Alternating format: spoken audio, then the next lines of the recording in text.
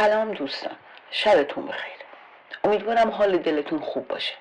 قبل از اینکه بریم سراغ بقیه داستان، یعنی سراغ اون قسمتی که حمله چنگیز ایران رو لرزوند، یه چیزی رو قسمت قبل یادم رفت کامل بگم.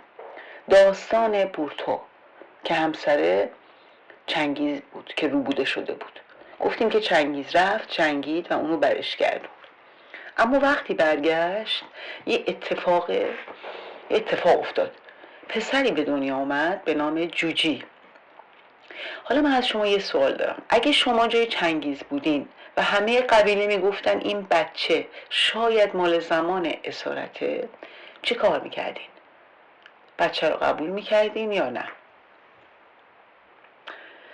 چنگیز جلوی همه ایستاد و گفت این پسر منه. و همین یه جمله سرنوشت اون بچه رو تغییر داد. جوجی بزرگ شد، فرمانده شد و سرزمین‌های بزرگی رو گرفت. و اما بورتو تا آخر عمر همسر اصلی و محترم چنگیز باقی موند و هیچ وقت کنار زده نشد. خب حالا بریم سر جایی که همه چیز عوض شد. چنگیز تصمیم گرفت با خوارزم رابطه تجاری برقرار کنه. نه جنگ نه حمله، فقط رابطه تجاری. کاروان بازرگانانش رو فرستاد. حالا باز یه سوال از شما. به نظرتون حاکم خوارزم چی کار کرد؟ راهشون داد، خوش آمد گفت؟ قسمت قبلی گفتیم نه، همشون رو کشت. تمام بازرگانها کشته شدند.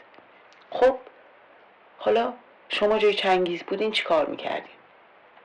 همون موقع حمله میکردین؟ اما چنگیز این کار رو نکرد. 3 فرستادی رسمی فرستاد.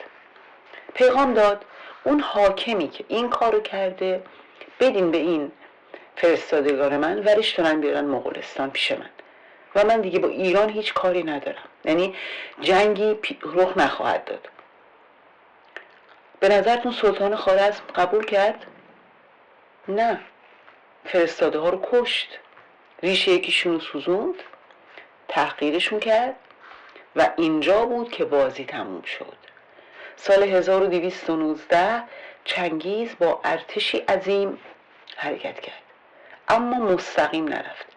از بیابون‌های عبور کرد که هیچ کس فکرش هم نمی‌کرد. از چند جهت حمله کرد. اول اترار سقوط کرد، بعد بخارا.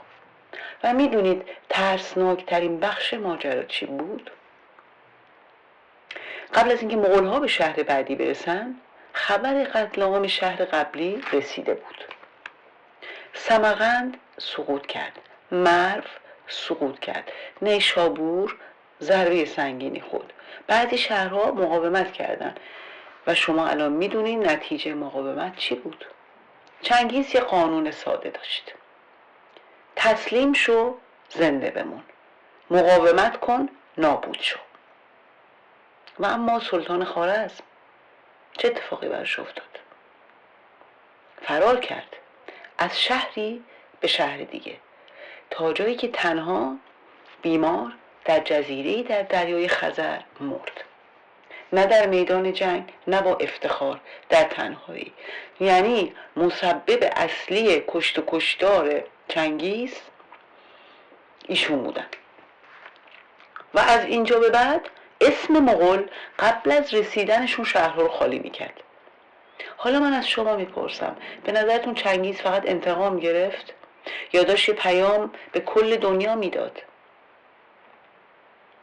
قسمت بعد میریم سراغ این که چطور امپراتوری که ساخت بعد از مرگش تقسیم شد.